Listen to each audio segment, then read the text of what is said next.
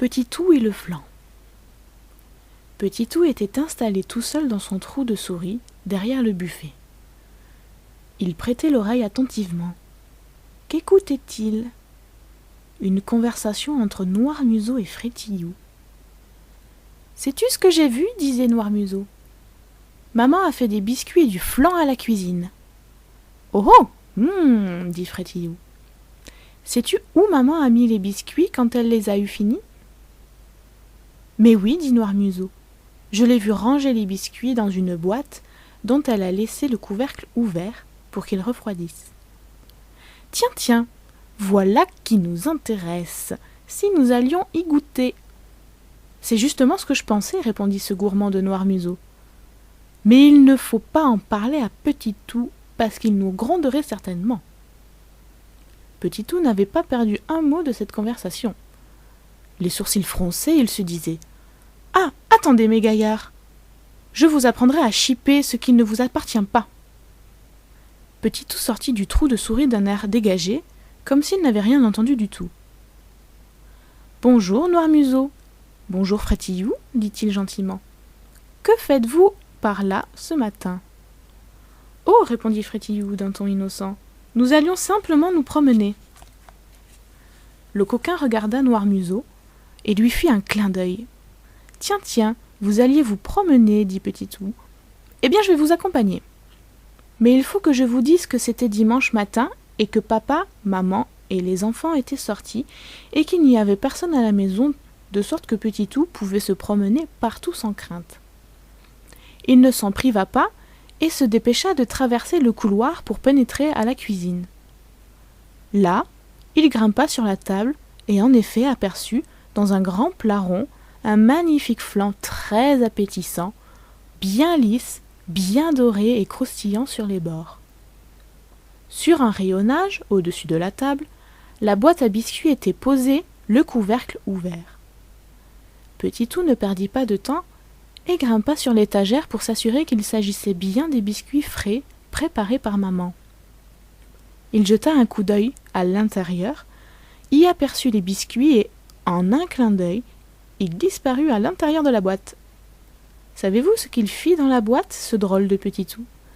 Il prit quelques biscuits et ressortit en tenant à la main quelques grosses miettes de biscuits. Toujours aussi preste, il se dirigea vers un pot ventru qui portait l'étiquette « moutarde ». Tout le monde sait, n'est-ce pas, que la moutarde vous brûle la langue. Ce coquin de Petit-Tout étala de la moutarde sur les biscuits, puis il se dépêcha d'aller les remettre dans la boîte par-dessus les autres biscuits. Ensuite, il se cacha dans un petit coin de la boîte, entre deux biscuits, et attendit. Trotti-trottant, voici venir Noirmuseau et Frétillou. Hop, Noirmuseau saute dans la boîte, et Frétillou le suit aussitôt. Ah ah, s'écrie Noirmuseau dans le ravissement. Regarde, Frétillou, les beaux biscuits. Et d'en croquer aussitôt. Mais que se passe-t-il ? Oh, aïe, aïe, aïe, aïe, crie Noirmuseau. Frétillou, la langue me brûle. Oh, quel horrible biscuit maman a fait là. Oh. Et voilà Noirmuseau qui se met à trépigner de douleur les pattes sur le museau. Frétillou avait pris un air très inquiet. Mais que se passait-il, Noirmuseau ? Pourquoi ces biscuits sont-ils si mauvais ? Mais soudain, quelle ne fut pas la frayeur de ce pauvre Frétillou ? Quelqu'un le tira violemment par la queue et une voix sévère gronda. « Un terrible châtiment attend les vilaines petites souris gourmandes qui se servent sans permission. » Oh là là, comme Frétillou eut peur !« Lâchez-moi, je vous en prie, lâchez-moi, je ne recommencerai plus jamais. Lâchez-moi et je rentrerai de suite chez moi. » Naturellement, Petit-Tout lâcha la queue de Frétillou, car c'était lui qui avait pris cette grosse voix pour lui faire peur. Trotti-trottant, les petites souris terrorisées s'enfuirent aussitôt. Quant à Petit-Tout, il riait tout seul, se tenant les côtes, et se disait « Eh bien voilà deux qui ne recommenceront pas. » Cependant, il fallait songer à regagner le logis à son tour. Rapide comme l'éclair, Petit-Tout sortit de la boîte et détala le long de l'étagère.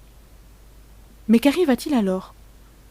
Petit-Tout ne sut jamais comment il s'y était pris, mais voilà qu'il fit glisser le sucrier qui tomba dessus. « Au secours !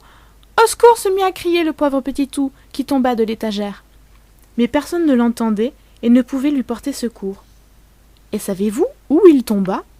Eh bien, juste en plein milieu du flanc. Le pauvre Petit-Tout fit des efforts désespérés pour s'en sortir, mais plus il se démenait, plus il s'enfonçait. Jugez de sa peur. Il ramait des bras et des jambes, mais rien n'y faisait. Il continuait à s'enfoncer dans le flanc. Il s'époumonait à crier « Au secours, au secours, venez à mon aide !» Mais personne ne pouvait l'entendre, ni les souris, ni Chafouré, ni Bon-Toutou.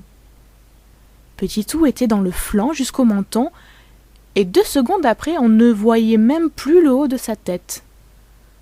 Heureusement, il avait creusé un trou dans le flanc en tombant, et pouvait encore respirer. « Oh là là !» soupirait-il. « Oh là là ! Maman va venir poser le flanc sur la table, et tout le monde me verra à l'intérieur. » Mais tout à coup, quelque chose bougea sur la table, quelque chose de caché derrière une tasse. Avez-vous deviné de qui il s'agissait? Sûrement pas. C'était Vif-Argent. Vif-Argent dévorait des yeux le magnifique flanc posé sur la table et se murmurait à voix basse. Quel joli flanc! Comme il est appétissant, ma foi, j'en coûterais bien. » À pas menu, avec 1000 précautions, Vif-Argent s'approcha. « Tiens, mais on dirait que j'entends quelque chose. » Vif-Argent s'immobilisa afin de mieux prêter l'oreille. « Que se passe-t-il ? » ?»« Au secours, au secours, au secours !» Cette fois-ci, Vif-Argent avait très bien entendu. « Par exemple, s'exprima-t-il, je suis sûr que c'est la voix de Petit-Tout. » La même voix résonna de nouveau. « Au secours, au secours !» Vif-Argent se précipita de toute la force de ses pattes vers le trou de souris et se mit à crier. « Au secours ! Petit-Tout est tombé dans le flanc ! Petit-Tout est tombé dans le flanc !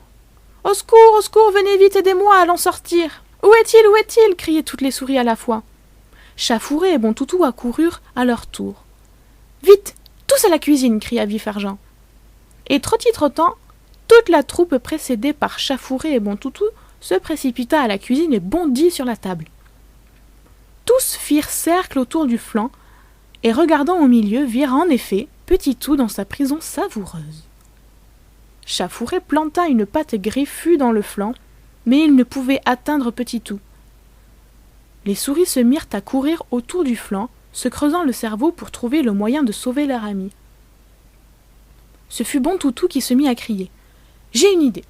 Voilà ce que nous allons faire. Noirmuseau, tu devras m'aider. » Brave Bon-Toutou, avez-vous deviné son idée? Il saisit Noirmuseau par la queue, souleva la petite souris en l'air et la laissa retomber doucement dans le trou du flanc. Petit-Tout attrapa les pattes de devant de Noirmuseau et 1, 2, 3, hop! Bon-Toutou souleva Noirmuseau dans les airs et Petit-Tout suivit le mouvement, accroché aux pattes de son ami Noirmuseau. « Bravo, bravo, bravo !» s'écrièrent tous les spectateurs enthousiasmés. Mais hélas, le pauvre Petit-Tout était dans un état épouvantable, tout gluant de flanc de la tête aux pieds.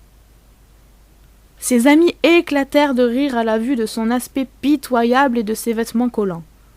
Pauvre Petit-Tout, il n'était pas beau à voir. L'air sournois, Chafouré posa une question indiscrète. « Petit-Tout, est-ce que tu essayais de chipper un peu de flanc lorsque tu es tombé dedans ?» Petit-Tout rebondit scandalisé. « Comme tu es méchant de supposer des choses pareilles, Chafouré. Tu sais très bien que je ne prends jamais ce qui ne m'appartient pas. » Eh bien, proposa Bon-Toutou, savez-vous ce que nous devrions faire maintenant? Nous allons tous lécher Petit-Tout jusqu'à ce qu'il soit de nouveau bien propre. Et Bon-Toutou sortit sa grande langue pour commencer le travail de nettoyage. Comme c'est bon, s'écria Bon-Toutou, et il acheva la toilette de son ami. Après quoi, ils s'en retournèrent tous dans la salle à manger, et les souris ainsi que Petit-Tout se hâtèrent de retourner dans leur logis pour se reposer après tant d'émotions.